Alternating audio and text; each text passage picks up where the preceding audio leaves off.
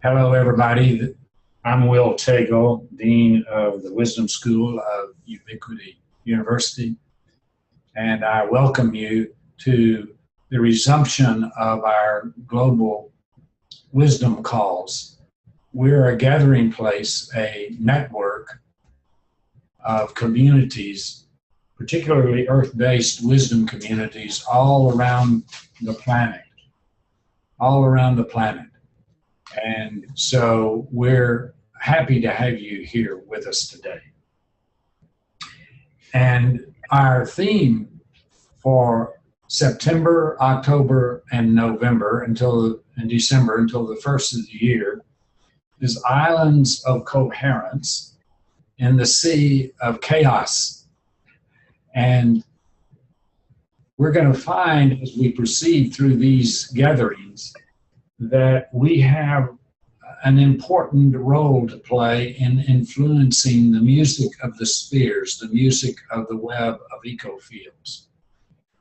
And in order to begin with that today, I'm asking Judith Yost if she'll begin our series with a song. Thank you, Will, and thank you all for who are on this call. It's going to be very potentiated, and some wonderful information will come across to all of us. And I just sing a little song to the Spirit. Spirit, weave our circle tight, hold us in your perfect light. Earth, air, fire, and water leads us to you. So thank you to the spirits for being with us today. I hope. Oh, and thank you, Judith. It's good for us to begin with music. Music makes everything better. So we'll be exploring the relationship. What is the relationship of order and disorder? What is the relationship of chaos and coherence? And why is there so much chaos in the world today? And what is the possibility of the relationship between chaos and coherence? And how can we move into the theme of the day, which is in the midst of this chaos, this cauldron, this fermentation, in the midst of that, we have the possibility of hidden resources in us individually and us collectively. And how do these hidden resources, these hidden possibilities inside of us show up? And how can we recognize them? So we'll be exploring that today, and especially we're going to pay attention, first of all, to the chaos and the global forces around us. And then we're going to move into a particular experience of a group of pilgrims who journeyed to Dominar, Italy, earlier this summer. First, though, today, I want to introduce our participant, Lisa Dvorak. Lisa is a former assistant police chief to the fastest growing city in the United States, San Marcos, Texas. She is particularly equipped to talk and to interact with us about some of the forces that we see in our communities today. She also is a researcher into the various memes, value memes that affect our life together, particularly in urban areas, but in other areas as well. And so as a part of her doctoral research, we're gaining insights. And so welcome, Lisa. Good morning, Will. Good morning, Judith. Good to be with you. Good to be with you. So let's begin by talking some about your experience in your work and background and how you're seeing the world that you live in. So a bit about my background is for almost a decade, I've led and worked on a collaborative community effort of problem solving, of how do we in a community reduce conflict, because our community is primarily made up of long-term residents and students. And the mixture is quite close to each other, which is why it creates some issues for us. We have about 38,000 students and a long-term resident population of 51,000. And on some of this I've spoken before, that as we've done this effort, here's what we found, that this is not really so much an issue of generational conflict. This is an issue of the differing values that are expressed through the means and through these different stages of cultural development. And part of this conflict has been large-scale chaos. And there's two really ways to look at the chaos. One is the word, meaning disorder or some type of confusion. And then through the work that I've done as it relates to these cultural developments and also understanding this larger unseen world, is that we have chaos underneath it, and the chaos that, even though it may seem chaotic, there are patterns and there is an underlying meaning as we start to work through chaos. Yeah, and so I'm interested on several levels. Let's begin with you as a professional in your community. So what are some of the tensions that you're feeling in your community that really enter into the sense or the feeling of disorder that we're experiencing largely across the globe? So I think that first what happens is that you have groups of individuals that have this really strong sense of disempowerment, that they have the ability to change things in any fashion or way. They think things are always going to be the same as they are. And so the other part of it is really it's this tension between the means, and it's primarily of the different levels of development and the values that are within those, that you have people that navigate through the world in different ways, and the place where they are, they see that place as the place of right. Mm-hmm. And because they see that place as a place of right, it comes into, I'm right, you're wrong, and I have the answer that we're seeking to whatever the solution is we're looking for. Okay, and so we have in our urban life today this tension between the middle class, underemployed white workers that are finding a voice in Donald Trump, and then we have the Black Lives Matter movement. And how do you experience the clash of these memes? Well, I think that part of that is that the first understanding that we really had to come to is understanding that chaos does live in the memes, and chaos is present. And that if it's the recognition of Donald Trump, it's the Black Lives Matter, it's the football player that doesn't want to say the Pledge of Allegiance or whatever it is, underneath there is something that is attempting to come through that sometimes our immediate response is we want to suppress it. And we want to suppress it because it's going to make us feel better, because we feel a little uncomfortable when things are of disorder. And the other is to get into a phase of arguing. And part of this, of what we learned, that whatever the issue is, that it's really important to allow chaos in some ways to ferment. Because in this fermentation process is where you get these possibilities that come out of it. And we've also learned in some ways too that it's not helpful to argue. That you can see multiple points of view and you can do the kind of work, and you're trying to incorporate multiple values. And certainly for me, what touches me is within the Black Lives Matter group is my work is strongly in law enforcement.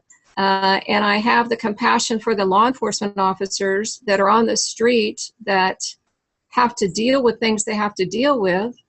And I also have great compassion for the individuals that have to have those talks with their children about the talk of what it's like to encounter and deal with law enforcement. Mm-hmm.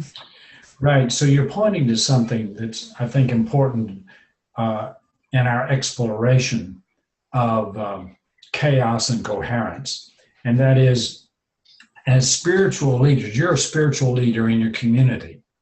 And so to the extent that you can hold these tensions, hold them without trying to suppress them, on one hand, but on the other hand, also not adding fire and drama to the situation. So tell me what it's like for you to live in that tension.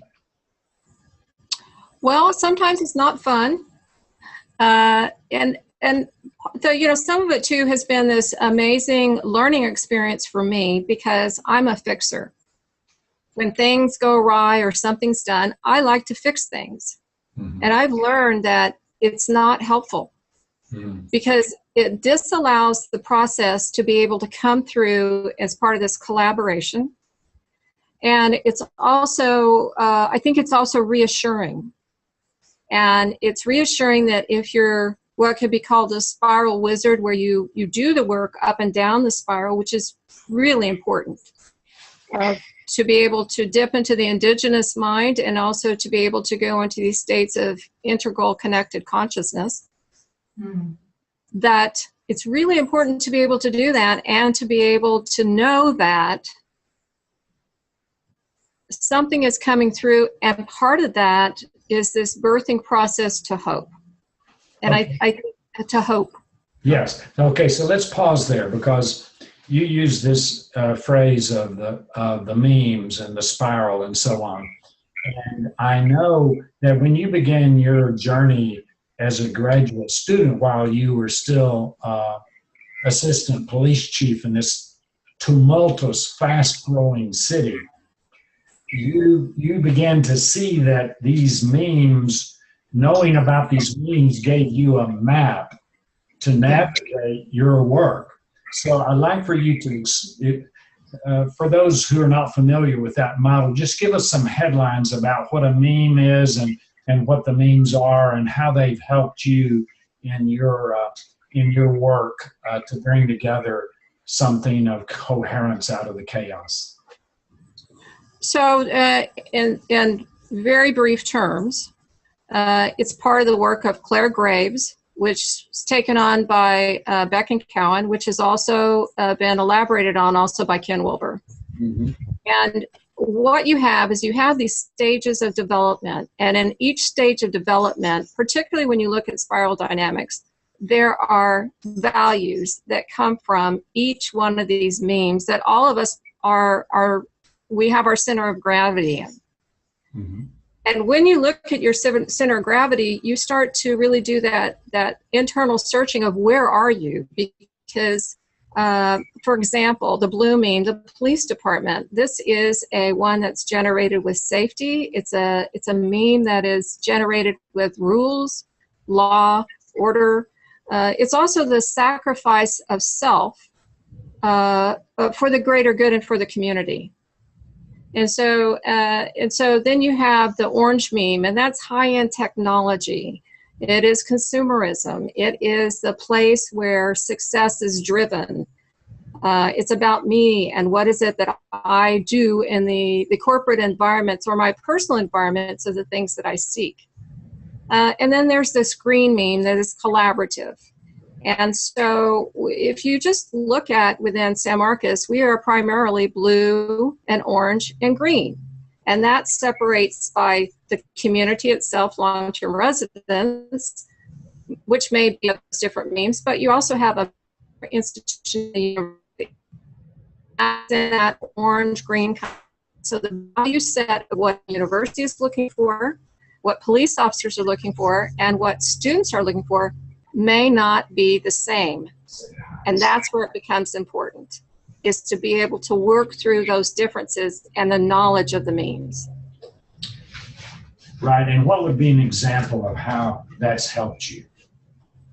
The biggest one for us was, our first effort was, how do we reduce this conflict related to noise in neighborhoods? Mm-hmm. That's from outlandish, unruly parties by students. And what we learned, for example, the students themselves, they come here really as tourists, if you will. They don't really think people can see them. They have a bit more risky behavior. They don't necessarily make the best choices, but they're very social and they want to go out and have big old parties. And then you have property management as a business model, and you have police officers that really get sick and tired of going to the same location over and over and over, and want to know why people don't do things. And this is all a quality of life issue. And although quality of life is important to Texas State, it is important. Ultimately, what is important to them is retention of students and students staying in school. So he had to put together this model of, how do we do this reduction, which has been incredibly successful without taking people to jail? Mm-hmm. How do we do that satisfies police officers, students, long-term residents, the university, the city of San Marcos, and certainly the business model. And another key to this was really knowing everything is always in motion. Yeah. So here's what's important about, so that what we thought today would happen tomorrow changes tomorrow of what will happen to the next tomorrow. Yeah. And that's really important as you start to navigate through these memes and you navigate through chaos. It is this organic, constant, in motion adaptation. Yeah. So I want to back up just a second. That's very clear.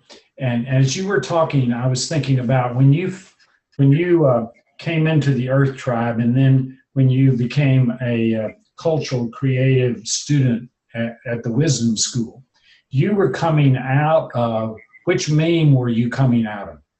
Oh, I was very much blooming.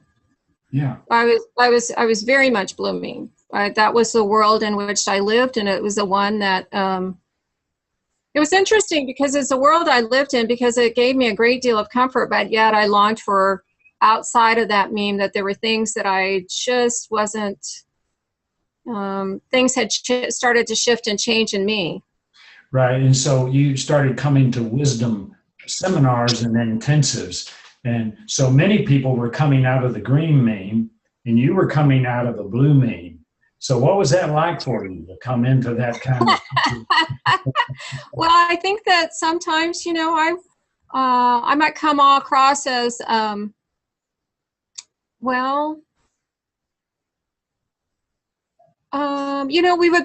was bumping up against each other.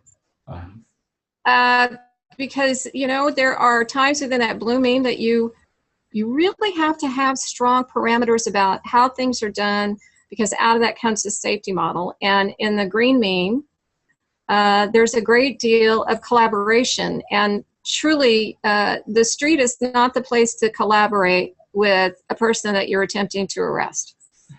So, there's a real time for, let's talk about it, and another time of, we got to get it done. So that was some of it.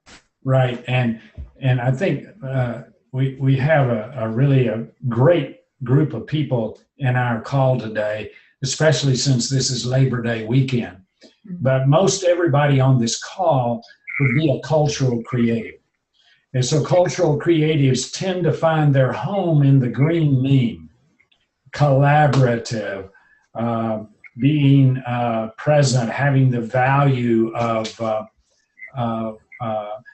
level kind of interactions, and so on and so forth. And so it's well known in research that green meme people and blue meme people don't get along very well together, right? Right. Right. So one of the places you have to offer us insight today is getting together these two memes inside yourself. So how do you do that? Well, I think some of it is I don't have to argue with the two sides of myself. That's one. But here's the thing that we also, at least what I personally found, is that if I do that work, that's where this chaos part comes in too, because we know that really small changes can make a big difference. And so if I make some of that, even if my home center grab totally in the green meme, I would explore, if I'm talking to individuals that I know are in that blue meme, I'm going to talk to them in the language of the blue meme. And that is really important, because what happens when the green's talking to a blue is, you know, that what I've experienced is that it's as if it's me long that sooner or later I'm going to change my model for those models to be together. And it doesn't it's not important that the other players know exactly what they're doing. It's language at the same time, and it's an awareness of knowing what is important to that person. Another one is I work on making shifts of knowing more about the green meme and being more comfortable in it, because much of what I work with in San Marcos, within the political or social structure, you know, the places or centers of influence really are coming out of that green meme. So it's important to connect with those sources to be able to make the shifts that, although I may not be totally in that meme, it's how I navigate through this cosmic map of values to create shifts and change without argument, and to find the people that are similar to me that can make these kinds of changes. Just even if it's small, the effect that it can have on a large scale, it's really hard to believe what we've been able to do in San Marcos when you talk about, the reductions in the police calls for service or reducing the number of arrests, that people really can't believe that they're really awestruck by this.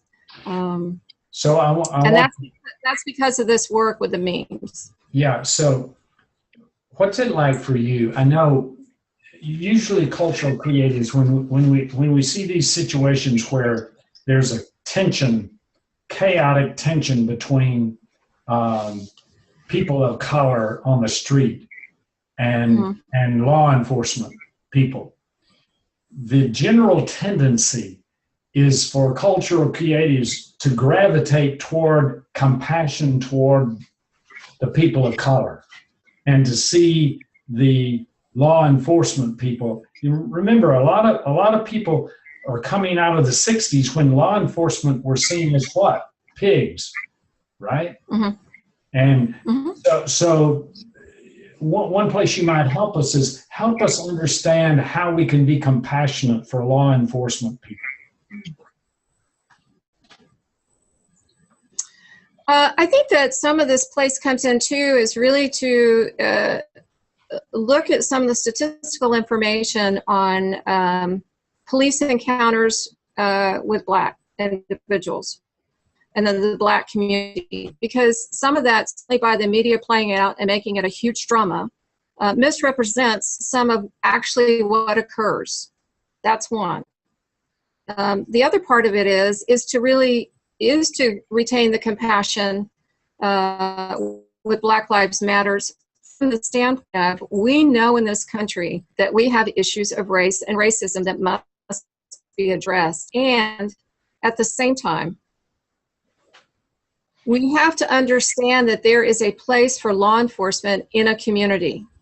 And it is important for individuals to understand why police officers do what they do and how they're trained. And if it continues to be at a place where you have, like, we had a police officer that someone intentionally put some metal or put some metal in his food at a restaurant. Mm-hmm. And he had to have surgery to have 3 inches of bone. It had nothing to do. But you're going to start to see that police officers in that meme are going to say, you know what, it's not worth it. It's not worth it to me. It's not worth it to my family. And so I'm out. And then you start to have individuals that come into the field that perhaps really don't need to be there. So that's where the support of the police officers are, is to know them, to go in their communities. They have things like citizen police academies, but just to start to work what these people do and have a better understanding of why they do it. Okay, good. Thank you. Now, one question before we shift a little bit. Have you had any experiences in recent times where hidden possibilities inside yourself were drawn out through some experience that you had? Really, of the political tomfoolery and you know, the way that it's playing itself out, that you know, this is, for me, has really made a shift in me to make it really clear that to do what are the most important values that an individual has, and as you look to those values, how do you transition yourself from one set of values to another set of values? And with that comes a lot of tension. And I've had that internally, and it has taken me months, certainly in that process of the Wisdom of Civilization class, to really look at the connection of this map of what we've done locally to a larger scale, and how that transformative process for me has come through of the commitment to do things individually that I thought were, you know, really won't make a difference. And the thing is, it will. It's important for each and every one of us to participate in social justice and to participate in environmental issues beyond talking. And so I've been moved to more actionable items, and that has been a huge transformation for me. Of, even though I may have been philanthropic, now it's very targeted and pointed to who are the political candidates, who are the environmental groups that I can support, where can I put, even though it's maybe just for them a few dollars, but where can I make that shift? And who are the people that I can find to connect with to be as part of this alliance in these areas of coherence? Okay, so fairabouts, turnabout is fair place. So do you have any questions of me? Yes, I do. And I've been looking forward to this, because I want to ask you about, you know, in this energy of Dom and Her, you know, it was very clear that there were aspects of Dom and Her where you were there and Judith was there, and you have these to yourself that some people have seen but others haven't. And so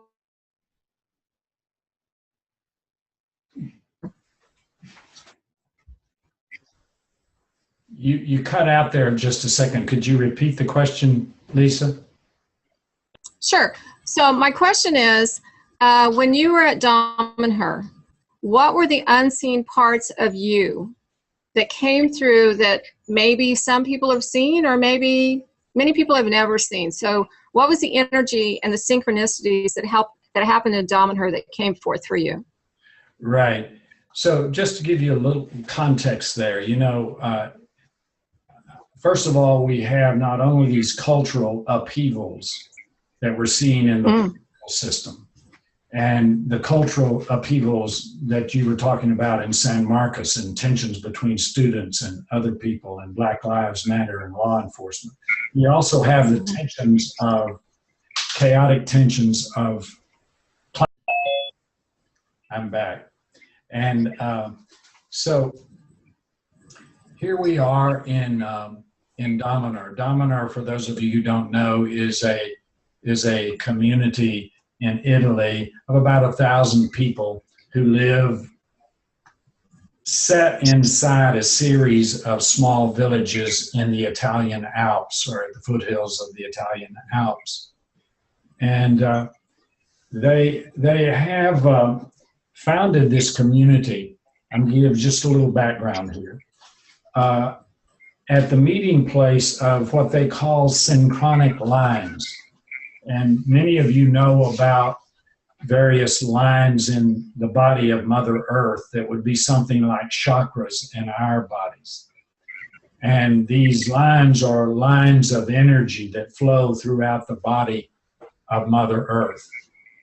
And the people at Dominer have tracked some of these lines and noticed that they come together in a confluence there in this little valley. These confluences happen in various places around the earth, something like an artery in our body system. So they had invited Judith and me to come and do some teaching and also ceremonies there. But we didn't really know, we'd never been there before. So we didn't know about these lines of energy that come together. We didn't know about the power of the community. And so when we got there, they had a large labyrinth, almost the size of an NBA basketball court, made out of crystals, mainly out of crystals. And it was an incredible thing. And they were asking Judith and me to help activate this, that is, connect this labyrinth with the larger earth energy of our planet. And so they had been preparing for months. I didn't know this when we arrived, but they had been preparing for months. They had music, they had dancers, they had learned some Earth tribe songs that they were able to sing. And so as we gathered that day, there was a large storm. And surrounding this labyrinth was a geodesic dome, a beautiful thing that their architects had constructed. And so as we were getting into singing and doing some of our ceremonies, a large burst of wind blew in and blew open the flaps of this geodesic dome so that there was a wind that moved around the labyrinth. And inside of myself, I felt sounds and feelings and energy coming forth. So I don't even know what I said. I know something of what I was singing. Judith was singing, and we were going through a pipe ceremony. But after it was over, several wisdom graduate students came up to me, and they said something. They said, "We had no idea who you were until we experienced this ceremony." And laughingly, they said, "You're going to have to go on the website and completely rewrite that because it's not saying what we saw today." And it surprised me. Even some of the Earth Tribe people there who experienced Judith and me in a lot of different settings were saying, "Wow, this was something like we've never experienced before." So here's what I would say. As these synchronic lines come together, and as this beautiful community of people from Dominer come together with the Wisdom School and the Earth Tribe and some people that were coming from the cathedral at Chartres, when all of these lines came together, there was an energy field that drew on the deep web underneath and manifested in many of us aspects that we had not experienced before.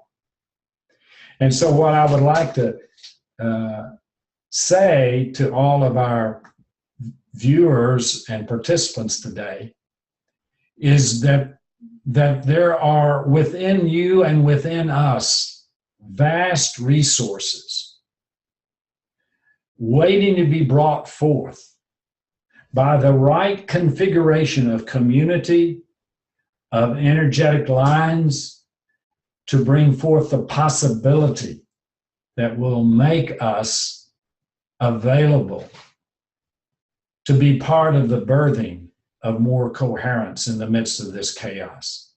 So that's a long answer, but it's been quite a curious and somewhat confusing thing to myself to think that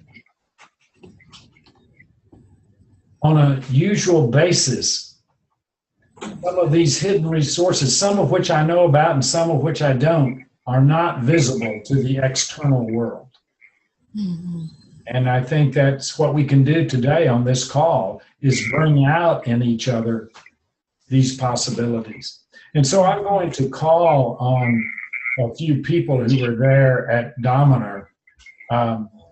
Let's begin with, let's see if Jennifer Knight is here. Jennifer, if you would speak to that experience at Dominer.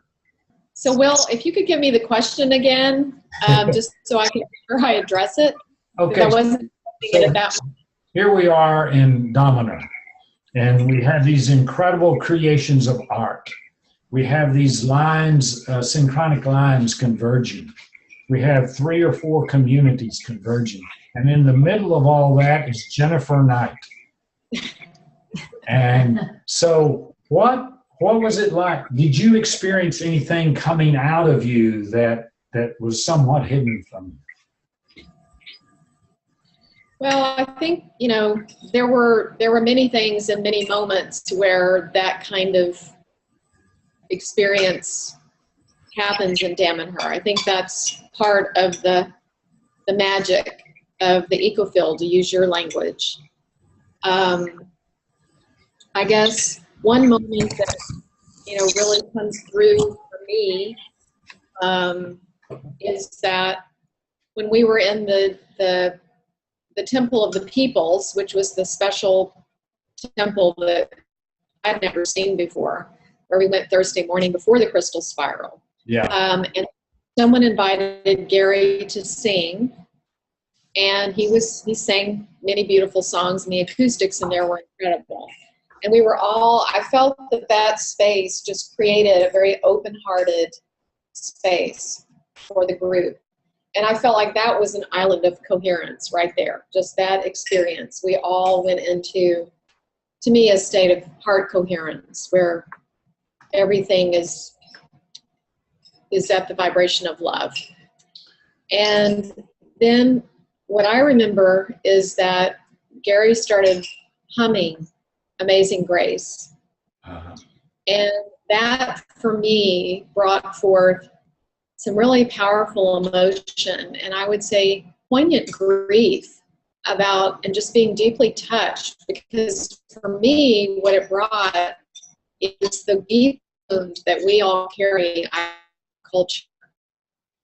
From how African Americans have been historically and opposed on. And I think the whole issue that y'all started with today, to me, the thing that's so painful, one of the things that's so painful about all the conflict between the law enforcement and people of color is that people of color keep getting killed, and that particularly young people, and that just breaks my heart. I mean, I just can't, the mothers and the fathers and the families of everyone that's falling, and it's like there's always a specific story and who knows what, but I mean, the loss of life of these young people, it breaks my heart. So something about that got touched for me, and it was very special that it got brought into that sacred space. It felt somehow very healing because, Damanhur is in Italy.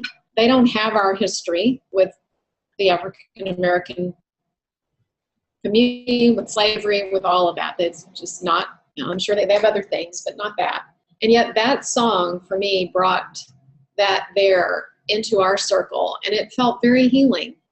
And it empowered me to have the courage afterwards to approach Dr. Joy and, just bring up this issue that I just feel moved to try to do something to heal these splits and chasms in our culture and to make reconciliation somehow. And he was the perfect person to talk to about that. So there was a synchronicity because that's her particular project, apparently, that's come out of her Wisdom University work. So that's just an example. I mean, I think there could be many. It's just part of really stepping into Damanhur and opening yourself up. This is what happens. Yeah, and in our group, we had some tensions, right? I mean, we had Absolutely. We had the Earth Tribe group, we had the Wisdom School group, we had the Dominer group, and we had some people that were coming from Chartres that had had an experience there, and everybody was coming from a different place, and we were feeling tensions, having a little crossways with each other, and this was a moment for you when that began to shift. Yeah, all that became rather irrelevant, which I think is what happens when we drop into our heart space and get into a state of coherence. Then all those kinds of issues dissolve, and we get to, to me, the deep feeling and emotion that is the healing balm. It's whatever needs to arise does arise. It can be held with compassion. Differences tend to dissolve, and common ground tend to sort of just be there. It just is, it's a deeper reality, becomes tangible. You can feel it. And then a whole different set of possibilities opens up. So to me, that's one of the amazing gifts of Damanhur, is that it offers that kind of experience if you're able to drop into it. And I think that these conflicts and coming from various places and not knowing, what people were stepping into, it was difficult to get to that place of coherence. We had a lot of tension and a lot of chaos. Right. And the thing is, as I was saying earlier, I think one of the roles of a spiritual leader today is this ability to hold tension without trying to repress it, but also without trying to make it a drama. And that's one of the ways I experienced that moment that you mentioned with the singing of that song inside a mountain. By the way, we were inside a mountain. We were inside a mother mountain, and that makes it. Well, thank you, Jennifer. I'm going to shift over now. Let's go to Sheila Safer. So let's see, my experience at Damanhur, I'd like to say that I agree that on Thursday was a time when I felt the coherence of our group. I felt our energies come together in a very powerful way, where we shifted from me focus more to the we focus. So instead of, for myself, and I feel like in the group, instead of people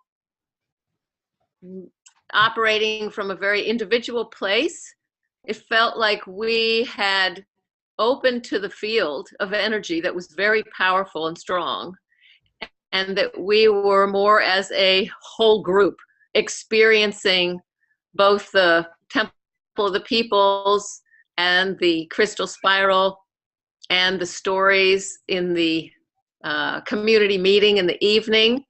It felt like we were more of a group consciousness rather than individual. And it took the whole week to get there, from my perspective. And what did you experience in yourself, Sheila, that was brought forward, that had been hidden from you for several days, but got brought forward? Can you ask me that question again? I'm sorry. Siri on my phone started talking and I missed your question. We've got a lot of Siris that want to come in and comment on things. Yes. Yeah. So you had several days and it was hidden from your awareness. Something happened that began to pull out of you this shift from me to we. Just speak to that, the shift inside of you.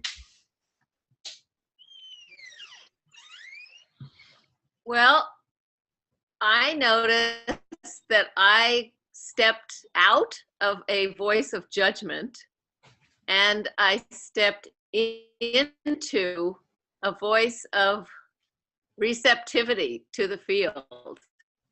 And it was a shift. So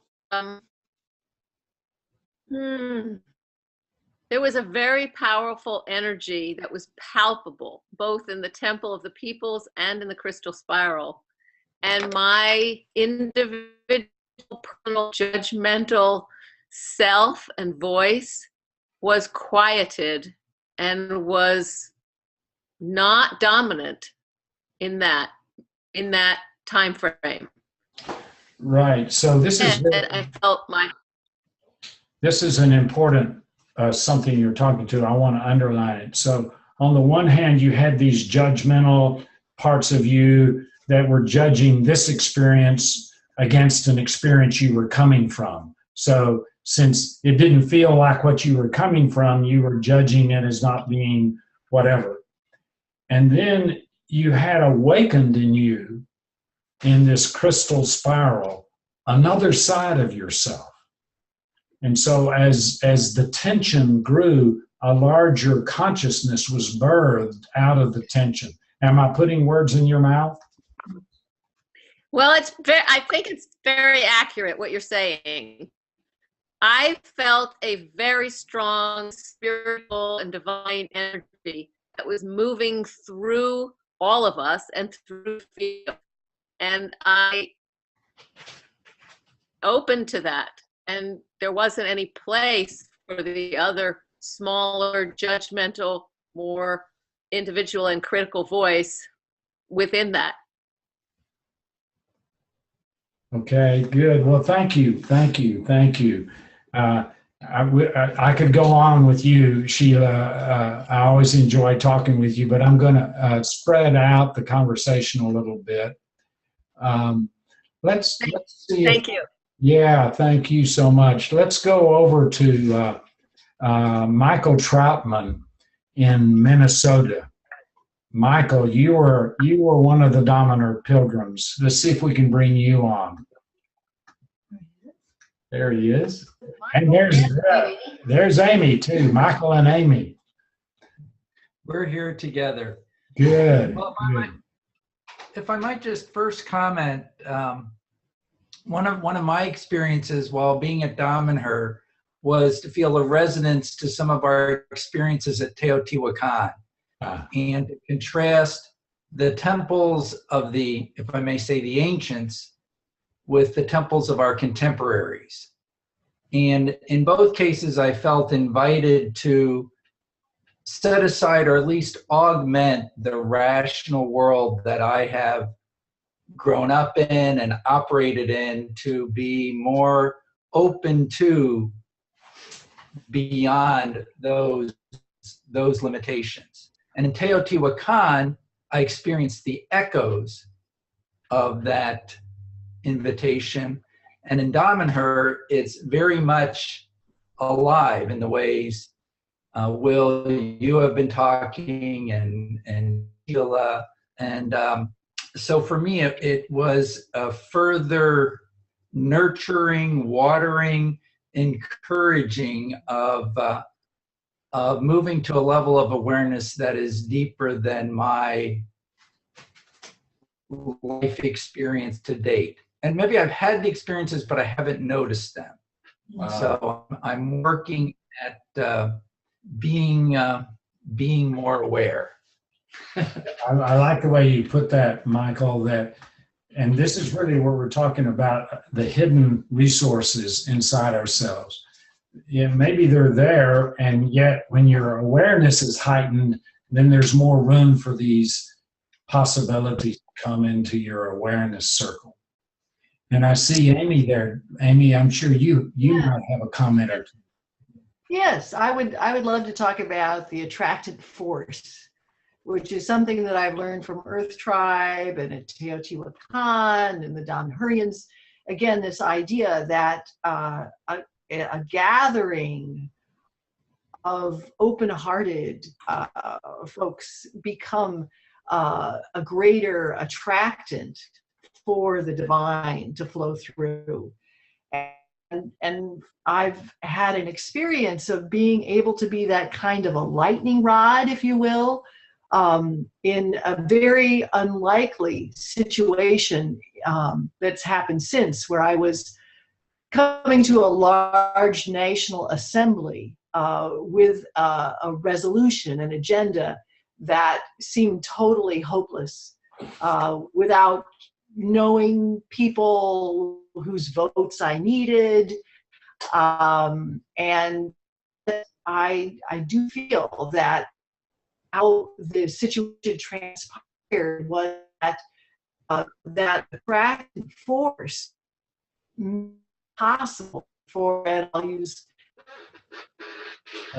Okay, you lost us for a minute, but I heard most of what you had to say there, Amy. And yeah, the attractor force is, it really is, it's a leavening process, it's a pulling out, and also an attracting toward.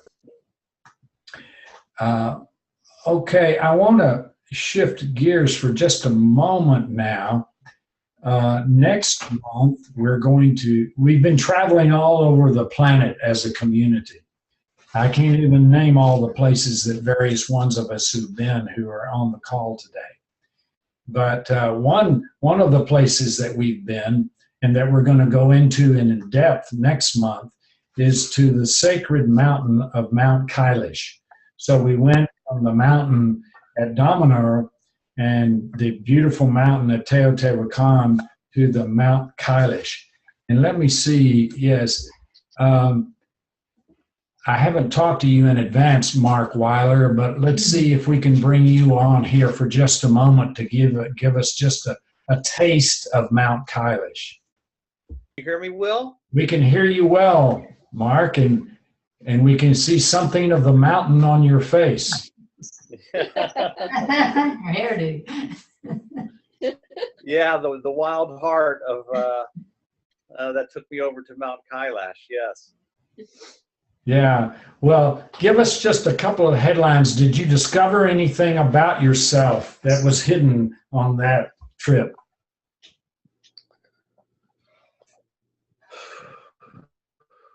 You know, it just actually Jody and I were talking this morning about how we take for granted what we have in our world here in the West, compared to what the Tibetan people have over there, how they're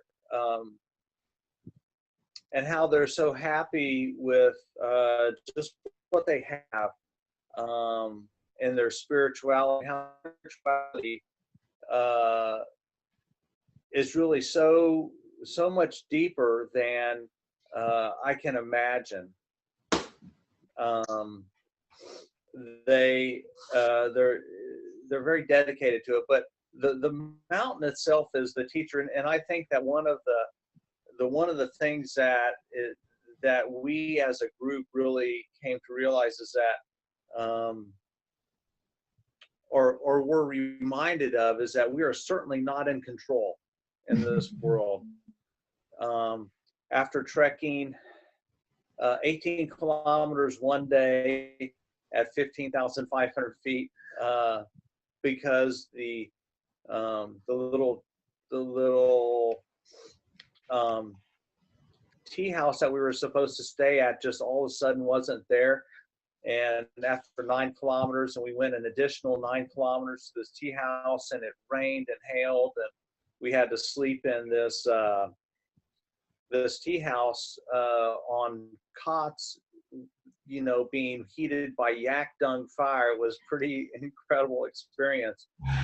And then to have the hike over to the north face of Mount Kailash and have just an amazing, beautiful day to climb way up by the glacier on Mount Kailash and have a fire puja at their stupa at 17,600 feet, and come down and sit on the mountain and meditate by the river and be visited by yaks and on. And then as a group, we had struggled with some stomach problems and some altitude problems. I felt healthy, and we all came together as a group, and that evening and said, okay, we're ready to go over the pass at 18,600 feet. And that night it started pouring down rain, and then it stopped and it got quiet, and we woke up to about 3 inches of snow on the ground. And as a group, we came back together and decided that we couldn't go over the pass because it was too dangerous because of ice on the other side. So what we ended up doing was circling back the way we came in a counterclockwise direction. And what we really came to learn was that, you know, Mother Nature had driven us hard to get there, given us this beautiful day on the north face, and then rained and snowed and said, no, you can't go over the pass. And so we turned around and we went counterclockwise. And as we did this, we realized that predating the Tibetan Buddhism, Tibetan Buddhists who go clockwise around the mountain on the Kora, the Bon tradition, which is a shamanic tradition, they traveled counterclockwise around the mountain. So in a way, we completed the Kora halfway in the Tibetan Buddhist direction and halfway in the Bon shamanic tradition. And so that whole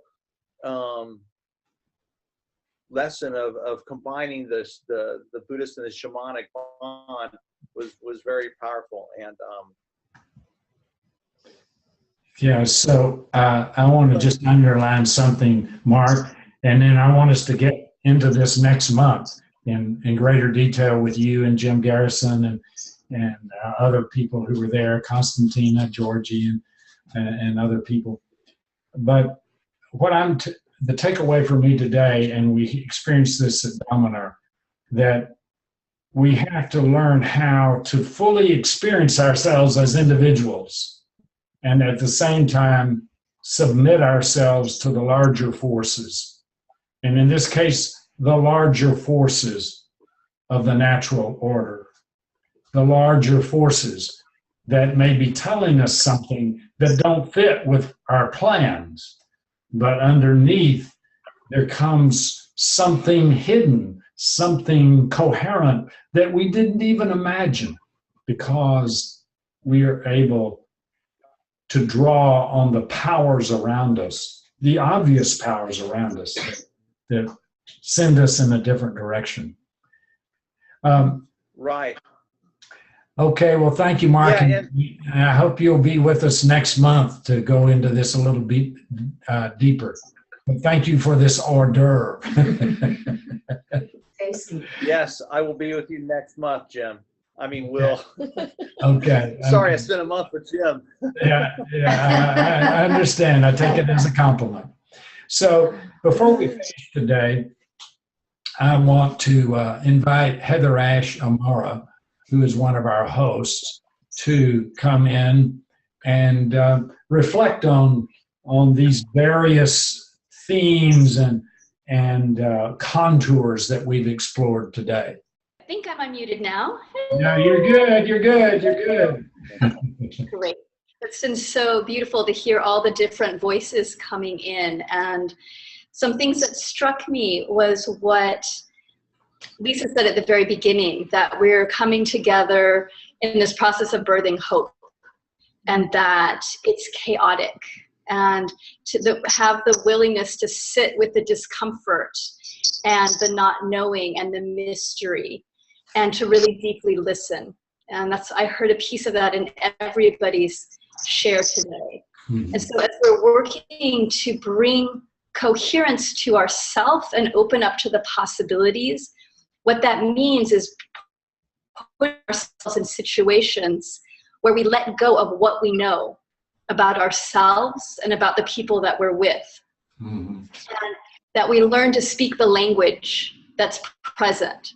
So in terms of working within organizations or communities of very different people, Lisa was so beautifully talking about learning how to speak what meme was present, mm-hmm. to really listen deeply and to connect from where people could connect.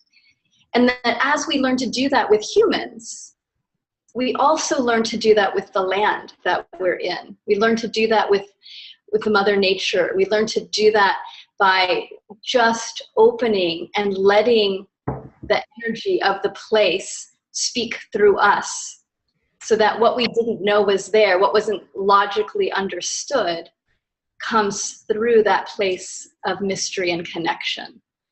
So it's a practice on all these levels of how do I communicate with the humans around me in a way that we can bring more healing, we can bring more support, more coherence, and it's not going to look like what we think it's going to look like, to be willing to be with the chaos of it.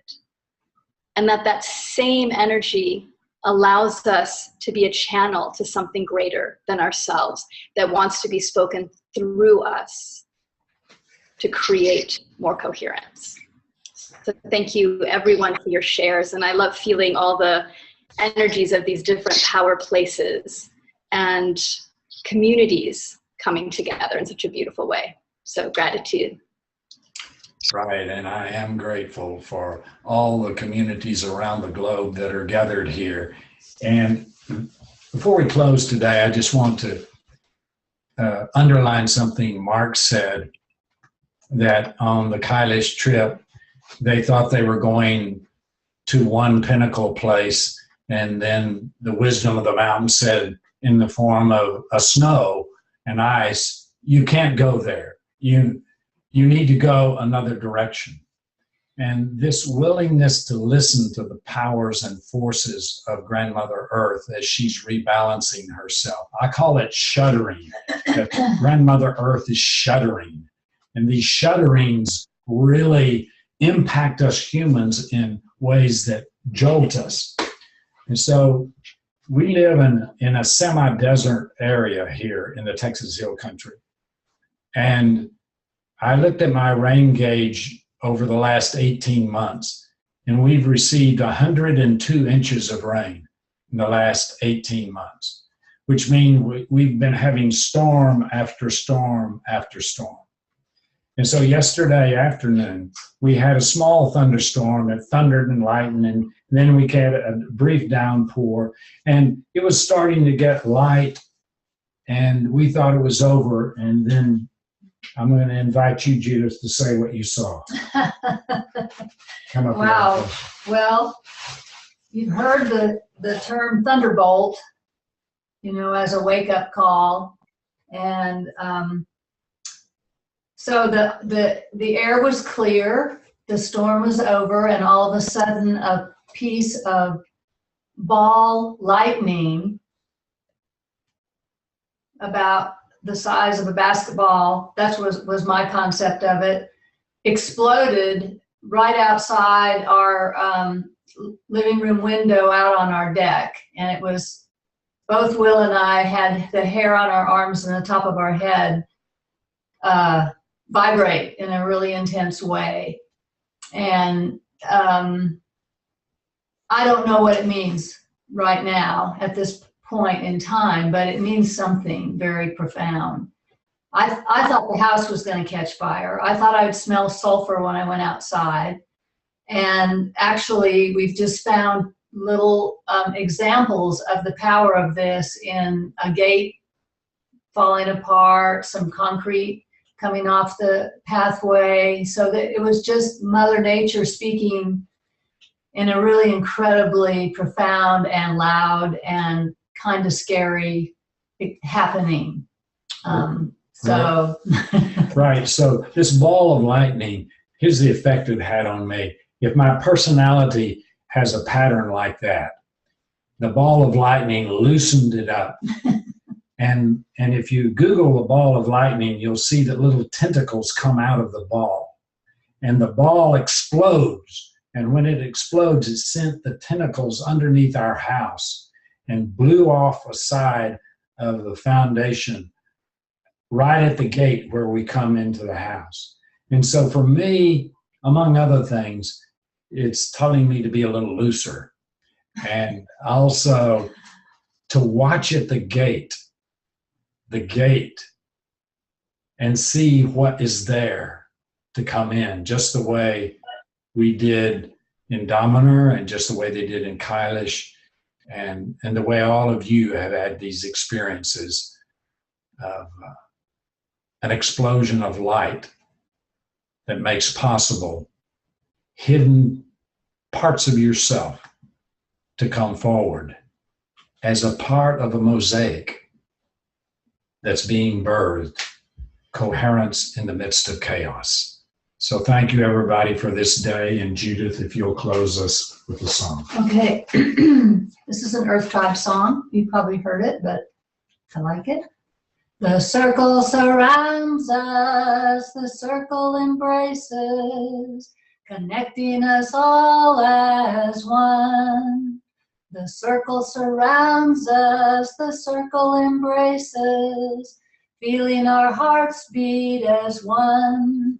Hey na, hey na, hey na, hey na, hey na, hey na, hey na, hey na, ho. Wonderful to be with you today, and thank you so much for such a large group joining us on a Labor Day weekend. And thank you, Lisa Dvorak, for your wonderful contribution for exploring chaos. And thanks to the great powers of the universe that allow us to have moments of coherence birthed out of chaos. Aho.